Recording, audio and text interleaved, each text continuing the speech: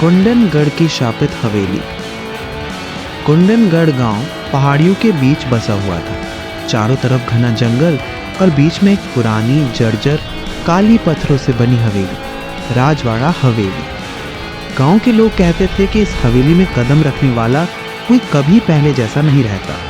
कुछ का दिमागी संतुलन बिगड़ जाता, कुछ अचानक गायब हो जाते और कुछ लोग ऐसे चीखते कि उनकी आवाज़ गांव से बाहर तक सुनाई देती। गांव के बुजुर्ग कहते थे, राजवाड़ा हवेली में खून की प्यास है, वो जीव जंतुओं को नहीं छोड़ती। कई दशकों से हवेली में कोई नहीं रहा था, जब तक कि 1 साल पहले गांव में आए शहर के स्कूल टीचर अर्जुन, उनकी पत्नी राधिका और उनकी 10 साल की बेटी अनाया ने वहां रहने का फैसला नहीं कर लिया।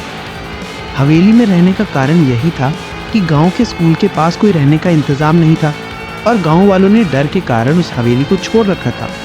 इसलिए सरपंच ने अर्जुन को वो हवेली मुफ्त में दे दी। रहना हो तो रह लो, पर जिम्मेदारी तुम्हारी है। रात को दरवाजे ठीक से बंद कर लेना। अर्जुन कानों से सुनी बातों पर विश्वास नहीं करता था।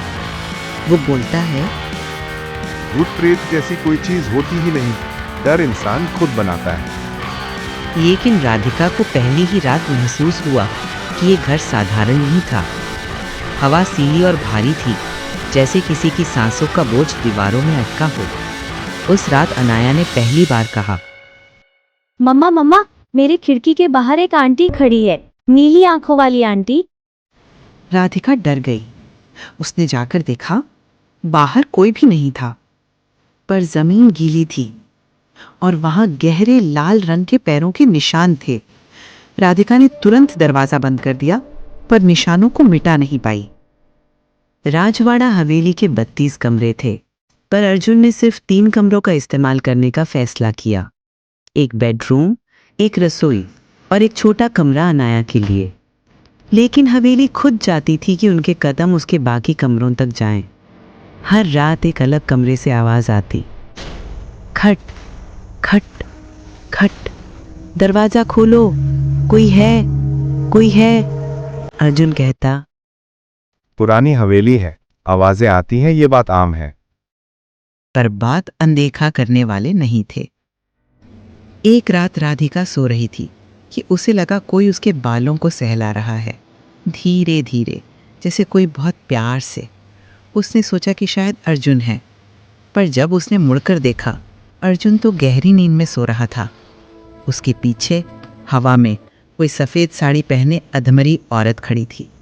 चेहरा सूखा, आंखें अंदर धसी हुई और होठों पर एक विकृत मुस्कान थी। राधिका चीख पड़ी। अर्जुन जागा, लाइट जलाई।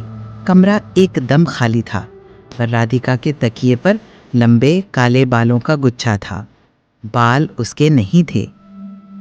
गांव का स्कूल भी राजवाड़ा हवेली जितना ही रहस्यमयी था। कुछ कमरे हमेशा बंद रहते थे। गांव के बच्चे कभी उन कमरों के पास तक नहीं जाते थे। सब कहते, सर, तीसरे कमरे में कोई रहती है जो बच्चों को बुलाती है। अर्जुन ने इसे अंधविश्वास समझा और एक दिन वह खुद उस तीसरे कमरे में चला गया। कमरा पूरी तरह धूल और मकड़ी के जालों से भरा था, पर कमरे के बीचों बीच एक टूटी हुई लकड़ी की कुर्सी पड़ी थी, जिसके चारों ओर काले धागे लिपटे थे और सामने दीवार पर कोयले से लिखा था, वो लौट आएगी, वो हर बच्चे को वापस ले जाएगी। अर्जुन को ये मजाक लगा, लेकिन जैसे ही वो कमरे से बाहर निकला, उसे लगा कोई उसके पीछे चल रहा है। धीरे धीरे ठंडी सांसें उसकी गर्दन पर महसूस हुईं।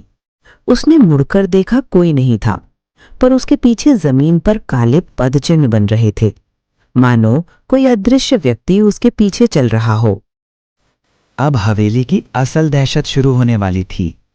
एक रात अनाया देर तक अपने कमरे में किसी से बातें करती रही। राधिका ने पूछा, किससे बात कर रही हो? अनाया मुस्कुराई और बोली, मेरी नई दोस्त से, उसका नाम है तारा। राधिका ने पूछा, वो कहाँ है? अनाया ने खिड़की की तरफ इशारा किया। वो बाहर खड़ी रहती है और कभी कभी यहाँ भी आती है। मम्मा आपको दिखी नहीं सफेद कपड़ों वाली आंटी? राधिका का दिल जोर से धड़कने लगा। उसने तुरंत खिड़की बंद की पर देर हो चुकी थी।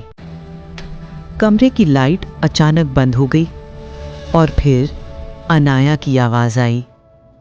मम्मा, तारा कह रही है कि ये हवेली उसका घर है। वो बहुत सालों से यहाँ इंतजार कर रही है। राधिका जल्दी से अंदर गई। कमरा खाली था। अनाया बिस्तर के नीचे छिपी हुई थी, कांप रही थी। अनाया ने रोते हुए कहा, मम्मा, तारा कहती है कि वो मुझे ले जाएगी क्योंकि मैं उसकी तरह ही अकेली हूँ। डर से परेशान होकर राधिका ने हवेली के पुराने केयरटेकर बाबा त्रिलोचन को बुलाया। बाबा ने हवेली के अंदर आते ही कहा, यहाँ बहुत भारी साया है। कोई आत्मा नहीं, बल्कि कई आत्माओं का झुंड है और उन्हें एक औरत संचालित करती है। राधिका रो पड़ी। वो औरत कौन है? बाबा बोला, वो औरत है तारा राजपूत, राजवाड़ा हवेली की असली मालकिन, जिसकी मौत यहां नहीं हुई, बल्कि उसे यहां जिंदा दफनाया गया था। अर्जुन चीख पड़ा। ये सब झूठ है। बाबा ने दीवार को थपथपाया। अंदर से खोखली आवाज आई। बाबा बोला, इस हवेली में कई दीवारें शवों से भरी हैं। राधिका ने घबराकर अर्जुन का हाथ पकड़ा। फिर सबसे डरावना सच तो भी बाकी था। बाबा ने कहा, तारा की आत्मा बच्चों पर अपना अधिकार समझती है। वो अकेली मर गई, इसलिए वो किसी भी अकेले बच्चे को अपना समझ लेती है। राधिका चीखी। मतलब बनाया? बाबा ने सिर हिलाया। हाँ, तारा अब अनाया को अपना बनाना चाहती है। उस रात हवेली में तूफान उठा। लाइटें बुझ गईं। दरोंदे खटखटाने लगे। छत पर कोई भारी चीज दौड़ती हुई सुनाई देती। रसोई के बर्तन एक एक करके फर्श पर टूटते गए। अर्जुन ने खिड़की खोली। तूफान में हवेली के सामने एक औरत खड़ी थी। भीगे बाल, पथरा हुआ चेहरा, आंखों में नीली लपटें। वही औरत, वही तारा। वो धीरे धीरे उठने लगी। जमीन से लगभग 1 फुट ऊपर हवा में तैरती हुई हवेली की खिड़की की तरफ बढ़ती हुई। अनाया कमरे में जोर जोर से रो रही थी। माँ, तारा कह रही है कि वो डरावनी नहीं है। वो कह रही है कि मैं उसके साथ चलूं। वो मुझे हमेशा अपने पास रखेगी। राधिका ने अनाया को सीने से चिपटा लिया। उसने चीख कर कहा, प्लीज हमारी बेटी को छोड़ दे, उसे अकेला छोड़ दे। अचानक दीवारें कांपने लगीं। दरवाजे अपने आप खुलने बंद होने लगे। खिड़कियां टूट गईं। हवेली की छत से राख गिरने लगी। तारा की आवाज गूंजी, जिसे मैं चुन लूं, उसे कोई नहीं बचा सकता। बाबा त्रिलोचन ने मंत्र पढ़ने शुरू किए। हवेली की दीवारों पर उभरे पुराने तांत्रिक चिन्ह चमकने लगे। बाबा चिल्लाए, तारा को इस हवेली में उसके परिवार ने दफनाया था क्योंकि उसने एक परदेसी से प्रेम किया था। अर्जुन और राधिका अवाक रह गए। बाबा आगे बोले, उसने मरने से पहले अपने आखिरी सांस में शराब दिया था। मेरी तरह अकेली हर आत्मा मेरे पास आएगी, और अब अनाया वो आत्मा है जिसे उसने चुना है। तारा की चीख पूरे घर में गूंज उठी, वह मेरी है। अचानक अनाया शांत हो गई। उसकी आंखें नीली हो गईं, चेहरा ठंडा, बिल्कुल भावहीन। उसने धीमे स्वर में कहा, मैं तारा हूँ। राधिका चीख पड़ी। अनाया की आवाज बदल चुकी थी।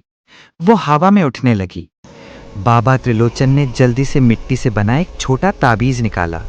उसे अनाया के माथे पर लगाया। अनाया जोर से चीखी, एक ऐसी चीख जिससे हवेली की दीवारें फटने लगीं। तारा की आत्मा बाहर फेंकी गई, लेकिन वो रुकने वाली नहीं थी। वो चीखी, अगर अनाया नहीं तो तुम सब हमेशा के लिए मेरे हो जाओगे। बाबा ने हवेली के सबसे पुराने कमरे की ओर इशारा किया। उसे वहीं बांधा जा सकता है जहां उसे दफनाया गया था। अर्जुन और राधिका अनाया को संभालते हुए उस कमरे में भागे। कमरा बेहद ठंडा था, जमीन फटी हुई और बीच में एक बड़ा काला गड्ढा। बाबा ने मंत्र पढ़ना शुरू किया। गड्ढे से काली धुआं उठने लगी। तारा चीखते हुए कमरे में दाखिल हुई। उसका चेहरा अब खून से सना हुआ था। हाथों की उंगलियां लंबी होकर काली हो चुकी थीं।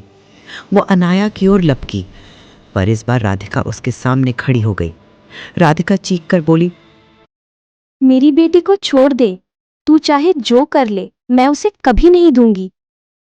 तारा पल भर को ठहर गई, फिर उसने कहा, जब मैं मरी थी तब कोई मुझे बचाने नहीं आया था। तुम्हें क्या लगता है कि तुम इसे बचा पाओगी?